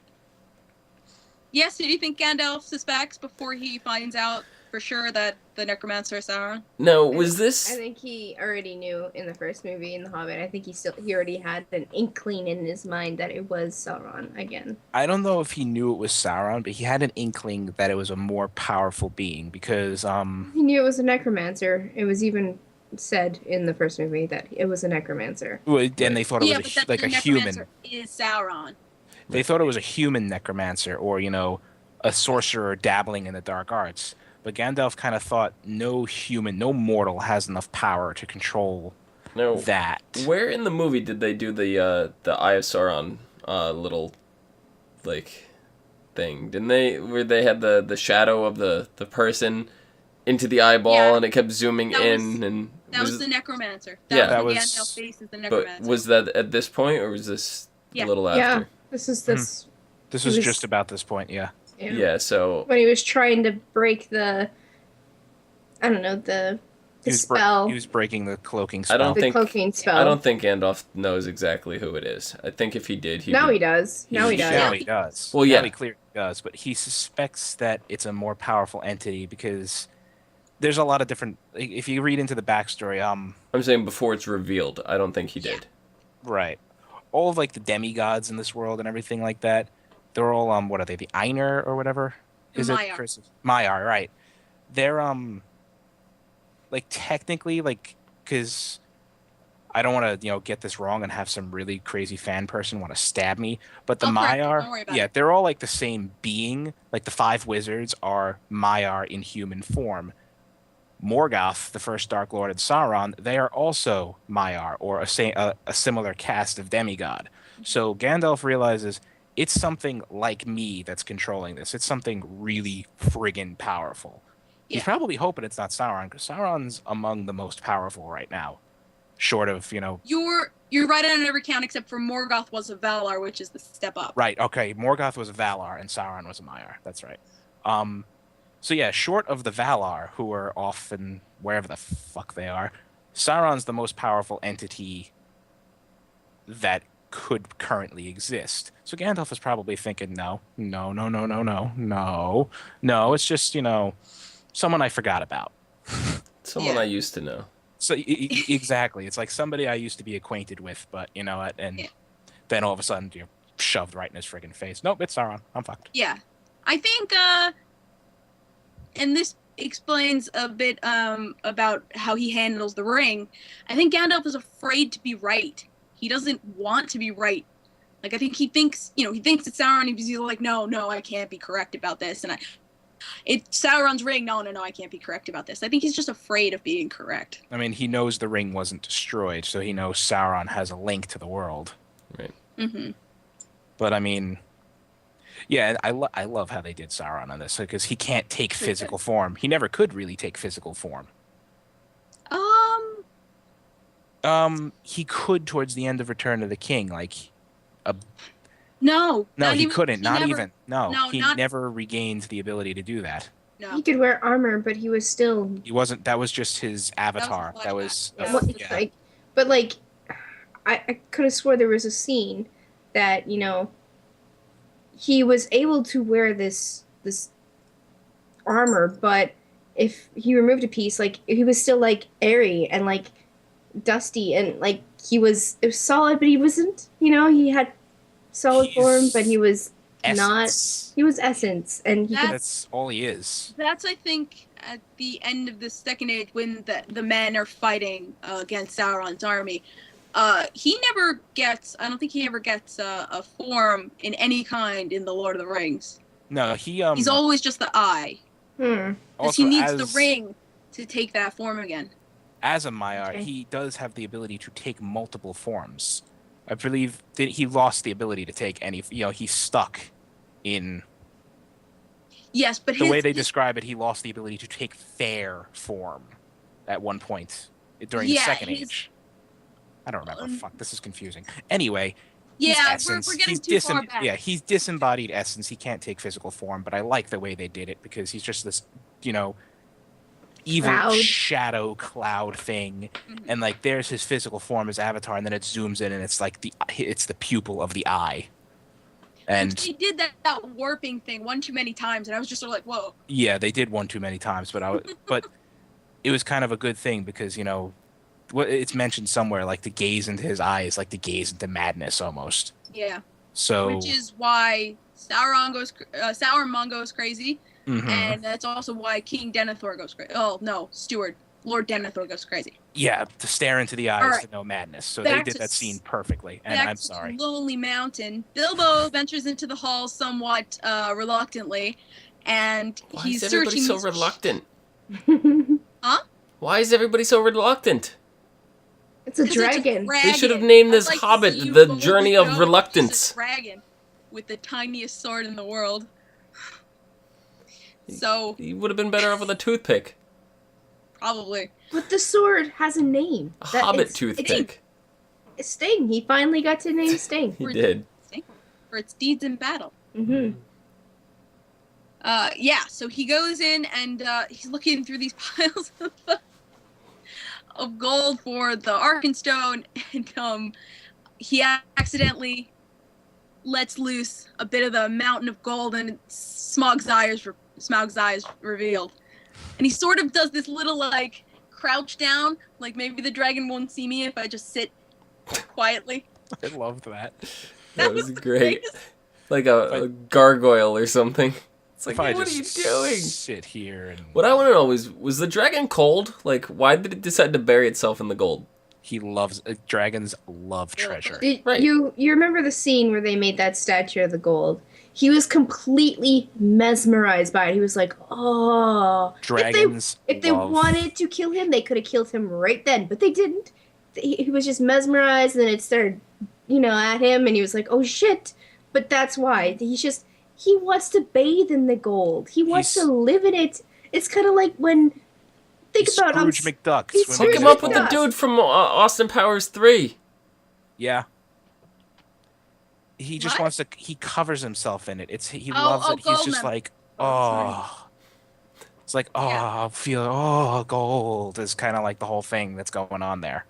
Yeah, and there's a reason it's called dragon sickness. Yeah. Because dragons love treasure, and isn't that They're what destroyed? blinded. Yeah, that's pretty Everything much else. what destroyed most of the dwarven horde.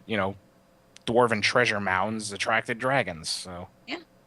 you think they would have expected it after the first one showed up? Yeah. Yeah, you know what? I'm actually not.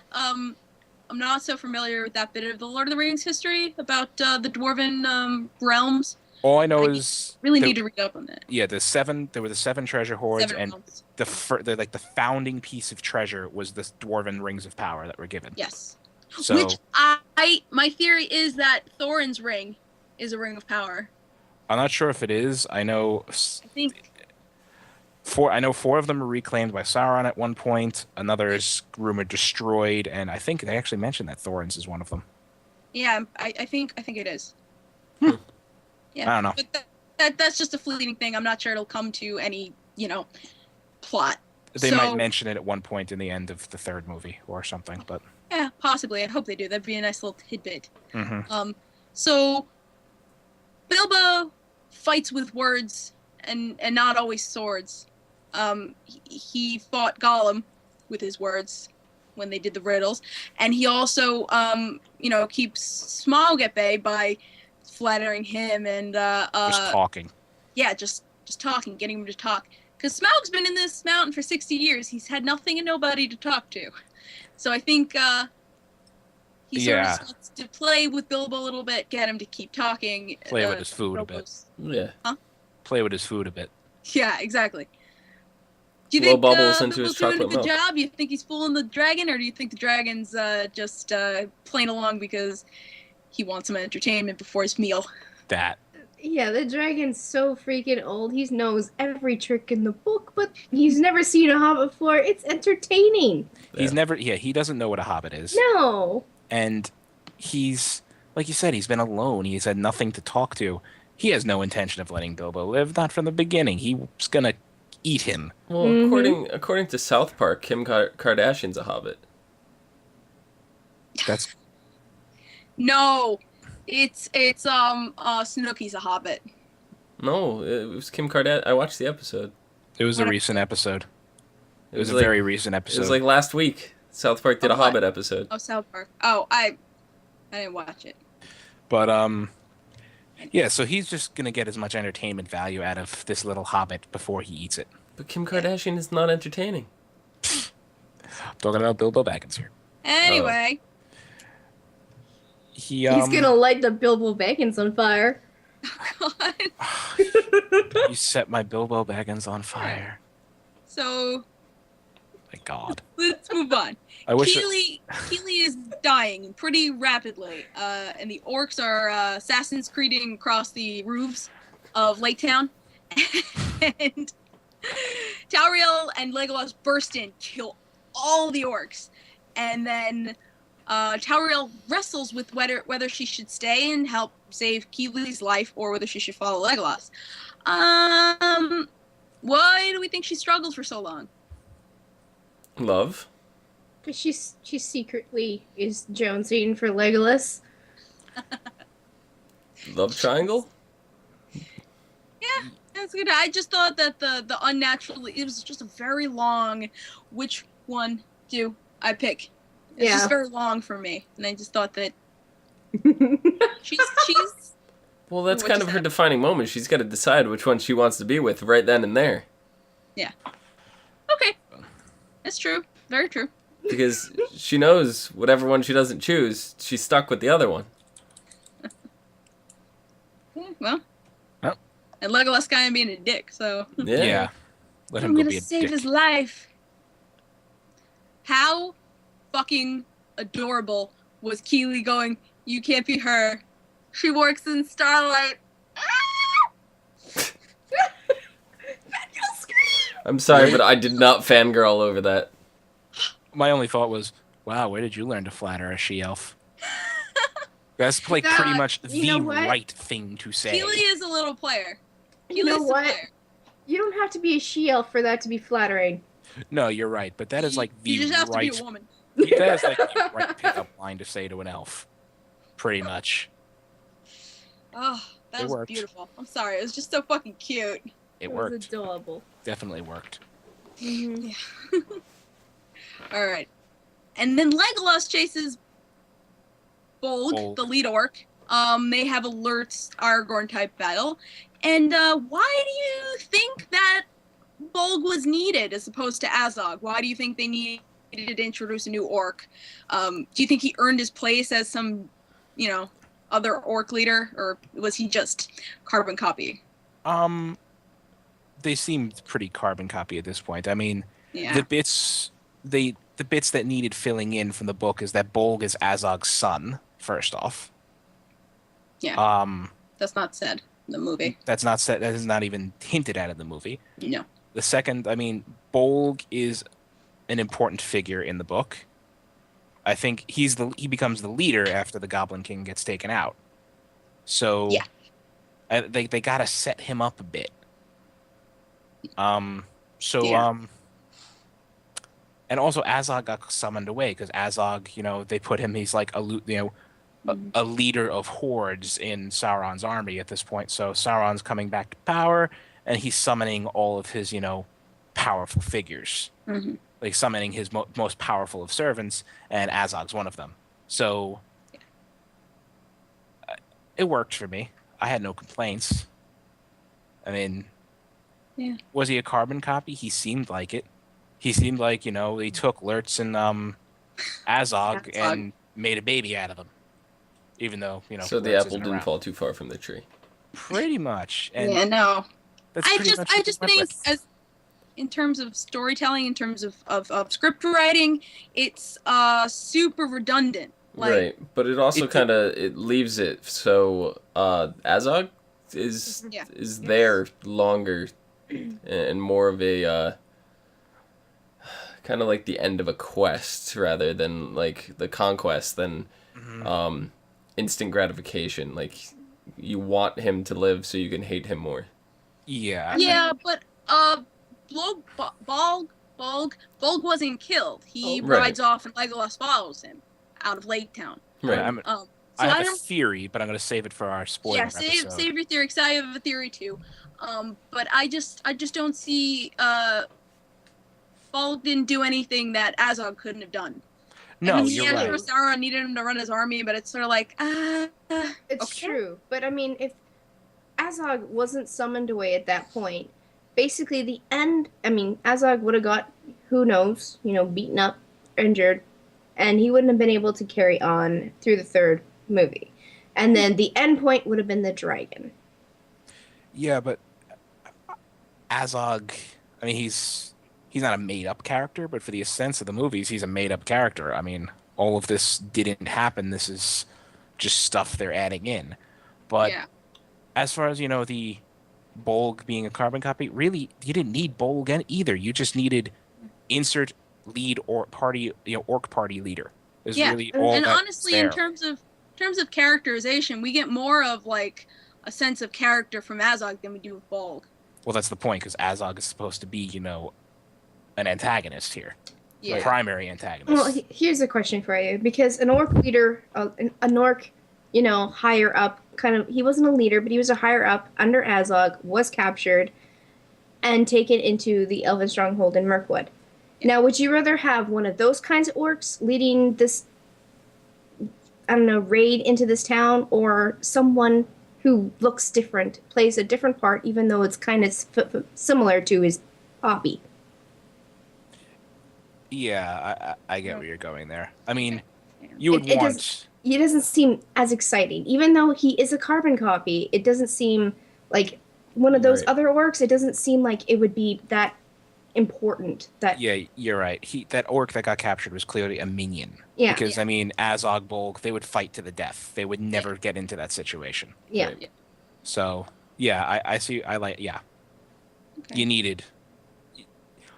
You just needed an orc leader. Yeah. Is what I just, sort of at the end was sort of like, I miss Azog. He wasn't in most of the movie, so I just missed Azog. I guess that's all it was. So back to the Lonely Mountain. Thorin is wrestling with whether or not he should go in and and help Bilbo because here's the dragon is up and spitting fire, and Balin's like, why are we not going in there and saving Bilbo's life? And it's like Thorin, you can see he's kind of wrestling with it in his mind. He's like, I want this quest has to succeed. I can't risk Bilbo's life, but it's sort of like, Bilbo's my bro, man. I gotta save Bilbo. Yeah, he it's like I want this quest to succeed, and I kind of need to survive for that to happen. I have no way of killing this dragon. At that point, the dragon was already up. He could smell the dwarves. He was coming out anyways. Yeah. He was probably, as soon as he was done with Bilbo, he would have came out and hunted them down, probably. Yeah. So, yeah. So, then when they actually do go in the mountain and Thorin confronts Bilbo and is like, where's the Arkenstone? Give me the Arkenstone. I want the Arkenstone. And he puts a sword up to Bilbo. And I know John, who couldn't be here tonight, but John was like, I fucking hate Thorin now. And I'm like, no, don't hate Thorin. I love Thorin. Stop it. What do you guys think about that? Are we anti-Thorin now that he's threatened Bilbo and he's gone a little overboard? It's a dick move. I mean, It is a dick Bilbo's like, you've seen the Arkenstone. It's mother freaking huge. Mm-hmm. It's like this big. And you look at Bilbo, you see, he ain't hiding that thing He anywhere. doesn't have it on him. It's not even up his sleeve. There's no way. He's not There's David no way. Copperfield. Exactly. So for Thorin to point his sword at him and be like, dude, give me the stone right now. I know you got it. It's like, take a good look at him. Stop being such an ass. Does Thorin even know what the Arkenstone looks like? Yes. The Yeah. actual he knows. dimensions and everything of it? Yes. He knows Yes, exactly he's what seen it looks like. Because I was going to say, I can kind of understand that if he didn't know exactly how big it was, but... Yeah, no, he knows. I think this is kind of like a nice parallel between the ring with Frodo or the ring with any of its bearers and the Arkenstone with Thorin, because it's kind of like a paranoia almost. Like he doesn't... Bilbo doesn't have it on him, clearly. Well, and that could also go to say with the dragon and the treasure. So it seems like everybody has this obsession. It's like this overarching element to this world, this story, is everybody's obsessed with something, and it drives them drives them mad. And that's what happens here in this scene. I think Thorin is so obsessed with the Arkenstone, he can't comprehend. Bilbo must be hiding it from me. He's not, he's not telling me where. It's like I asked about it. He hasn't told me anything. He's dodging the question. He must be hiding it from me and trying to steal it. Thief. There was that one point, I think, Bilbo was trying to explain to him that, the dragon's rustling around. It rolled down the freaking hill. I was going to get it. And then the dragon started blowing fire at me. I think if Thorin would have gotten, given Bilbo that chance to explain himself, there wouldn't have been a sword at anybody's throat or anything like that. But I think Thorin is falling prey to this dragon sickness because he walks in that hall and just the way he starts breathing heavily, it's just like, oh my god, Thorin, no, stop it. Oh, I'm home. It's not worth it, Thorin. But he all Bilbo had to say was, it's buried under a mountain of treasure. Yeah. Like I nearly had it and dragon happened. The dragon happened. That's what happened to the stone. So the dwarves are all come rushing in, and I want to say fighting commences, but it's more like setting up a trap commences, and it's more like carefully running. Like Home Alone. It's fucking exactly like that. It's creative running. Except with molten gold. Yeah, you pull the string on the light bulb and molten lava pours on your head instead of an iron. It's the same thing. Yeah. So do you think that was too easy of a trap for Smaug to fall into? Or do you think that was that they did well with that sort of plan? I don't. See, it was too easy, but it wasn't because they were playing into the dragon sickness. They knew this was a thing. They played into it. So yeah, it was kind of easy, but it was easy and obvious, but it worked, and that's all that mattered. Yeah, well, it worked until the dragon's like, fuck you guys, I'm out. I'm gonna go burn this little freaking lake town over here. Yeah. Bitches. He was already gonna do that. He's like, I haven't paid them a visit in a while. Let's go say hi. And then he got distracted. Well, it would have been, dragged on a little bit if the dwarves didn't piss him off and, used his obsession against him and got him covered in gold and burned him. Oh, he would. Yeah, Bilbo did do a good job, like Yeah. distracting him. distracting with his words. He did slip up and say barrel rider, so he knew that if Bilbo didn't come from Lake Town, he at least passed through Lake Town. So he's sort of pissed that the people of Lake Town helped them. Yeah. And he was gonna fly out right there, but Thorin called him a witless worm. I love it. There was a drawing on Tumblr where it was like Thorin is screaming, "Oi, Smaug, you're fat!" And Smaug's like, "Shut up! I'm not fat. I'm just big boned." He I love Tumblr for those reasons. Yes. Yeah, the whole plan seemed to. I'm like, why are they relighting the forges? What the hell are they're gonna kill a fire dragon with fire? The whole time, because as soon as they showed the gold in there, I was like, they're gonna use molten gold. And How the hell are they gonna use this molten gold? And then as soon as I'm thinking, okay, they're gonna trap him and then just gonna try to encase him in the gold. Yeah. So, I mean, I know I've read the book. I know what happens, but I'm thinking, did they completely change the outcome here? The plan? I'm like, how is this? This plan's gonna explode somehow in their face, and then it's like the big shiny dwarf statue, and I was like, and you just see the look on Smaug's face, like, it's beautiful.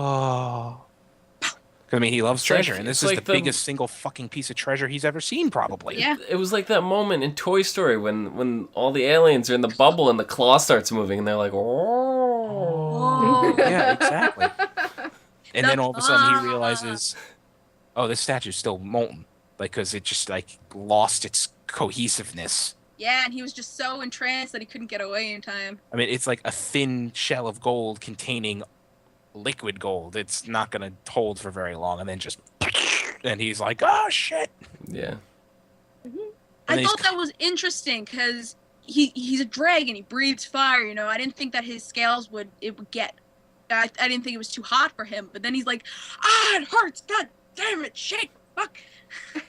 In those exact words. I would imagine that. That's a quote actually from the movie. Right. I mean, dragon. It was from the original book too. Yeah, that's Tolkien's words. Fuck, god damn it. Yes. I mean, dragon scales are pretty resilient, but I think dragon fire or something equally as hot would be painful at the very least. This is a world where we don't see dragons fighting dragons, so we're not sure how really we don't understand the physics there, but yeah. And then he's completely buried in now a lake of gold, and it's cooling off and solidifying. I'm thinking, what? What? Yeah. And then all of a sudden, now Smaug, instead of being a red fire drake, is a pretty fabulous golden dragon.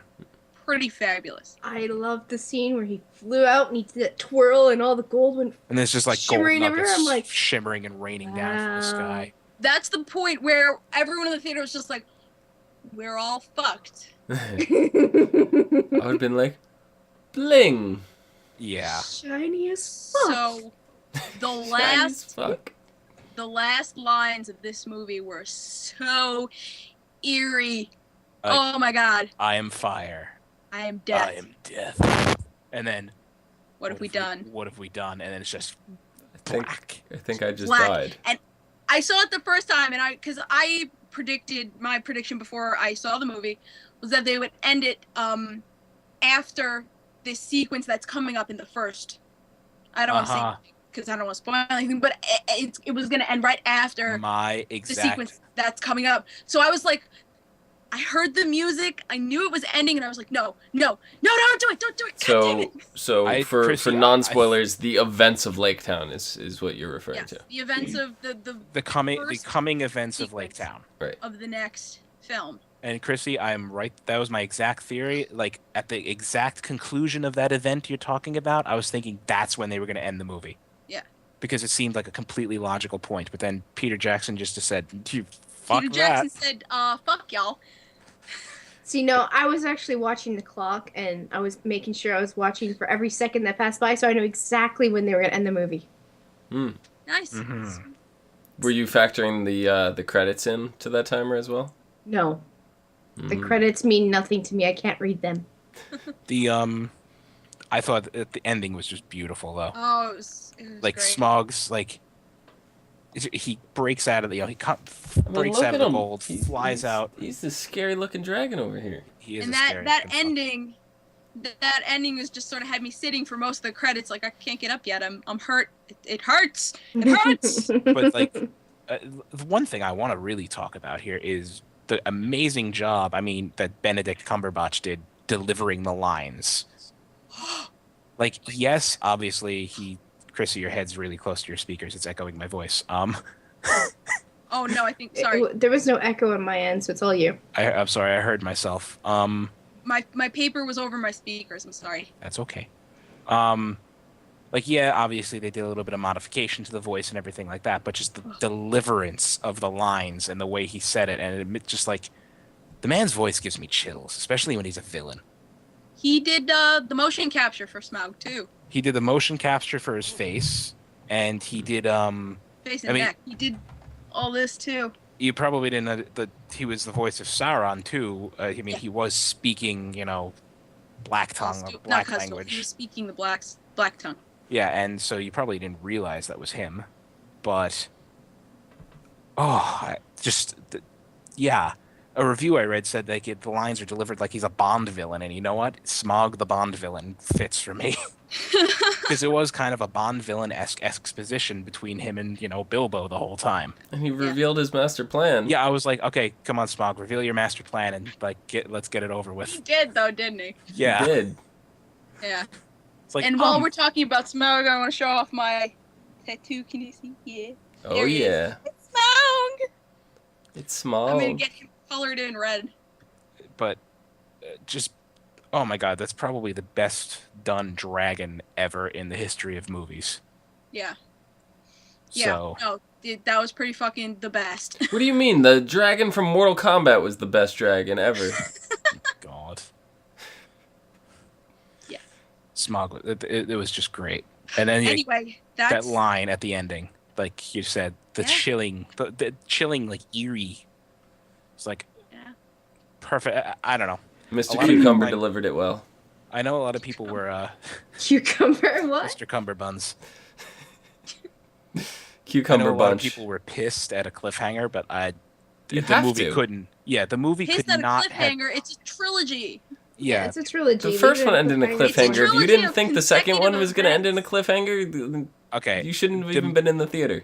My point is, the movie could not have ended better. No, it really couldn't have. Even if it ended where we thought it was going to end, it would not have been as good as this. No. Right. No, this was the perfect ending. So that is the end. Any final thoughts, guys? I can't wait. I'm actually gonna watch this one on DVD, Blu-ray rather, when it comes out.